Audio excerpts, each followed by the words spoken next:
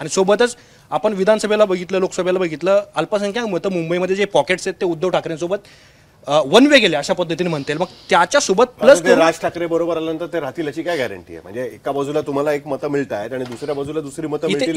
इथेच खरी मेक आहे. कारण राज ठाकरेंनी जेव्हा उद्धव ठाकरेंची साथ धरली त्यावेळेला त्यांची भूमिका बघा तुम्ही. त्यांनी भोंग्याबद्दल थेट वक्तव्य अजून केलेलं नाही आहे. ते सॉफ्ट बोलतायत. मीरा रोडला ज्यावेळेस त्यांनी बोलले की जर कुठलाही मुसलमान असेल आणि जर तो मराठी बोलत असेल तर आम्ही त्याचं स्वागत करू.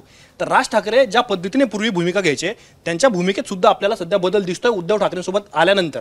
त्यामुळं त्यांचं म्हणणं, त्यांची धोरणं, शेवटी कसं आहे ना, लोक जे त्यांनी भोंग्यांची भूमिका घेतली, ज्यावेळेस भोंग्यांवरनं त्यांनी जेव्हा हे केलं त्यावेळेस मुस्लिम समुदाय त्यांच्या विरोधातच होता ना.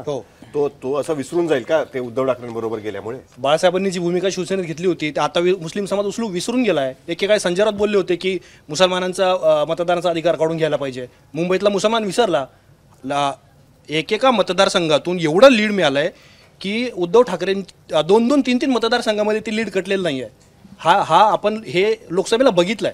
आता विधानसभेला जर बोललात तर मग मुंबादेवी, भायखळा इथे काही चंक्समध्ये 90% मतदान हे मुसलमानांचं उद्धव ठाकरेंना झालं. हा फॅक्ट आहे, हा डाटा आहे. म्हणजे आपण काय नाही ते झालंय मी समजू शकतो, मी त्याच्याबद्दल म्हणत नाही.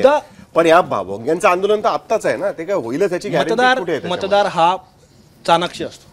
जसे राजकारणी म्हणतात ना की स्वार्थी असतात, सध्याच्या घडीचं बघतात. मुसलमानांनी लोकसभा आणि विधानसभेला सुद्धा सध्याच्या घडीलाच बघितलंय.